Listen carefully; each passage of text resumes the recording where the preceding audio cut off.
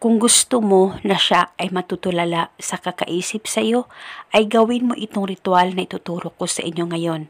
Basta tapusin mo lang panoorin ang video na ito. At welcome back na naman sa channel ko. Ngayon may ibabahagi na naman ako na panibagong video.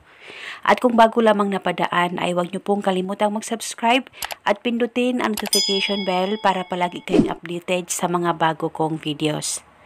Gusto mo ba na matutulala sa kakaisip sa iyo ang partner mo?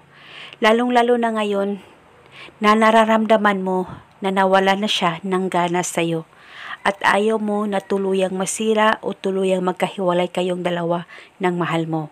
Kaya gawin mo itong ritual na ituturo ko sa inyo ngayon.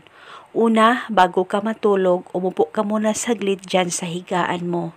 Mag-focus at mag-concentrate ka, ipikit ang mga mata mo, pakaisipin mo siya at sambitin mo lamang ang mga salitang ito. Pangalan at apelyido niya.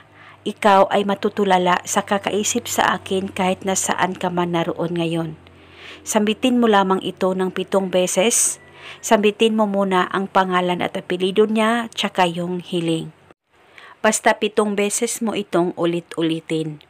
At pwede mo nang buksan ang mga mata mo at pwede ka nang humiga.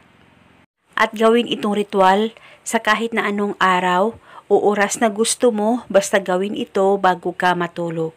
At gawin ito 1 beses sa isang araw. At pwede ito gawin hanggang kailan mo gusto. At paniguradong ikaw lamang ang pagkakaisipin niya at siya ay matutulala sa kakaisip sa iyo.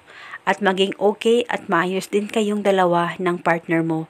Basta magtiwala ka lang sa kahit na anumang ritual na iyong gagawin. At eto muna sa ngayon, maraming salamat po sa panunood. May God bless us all.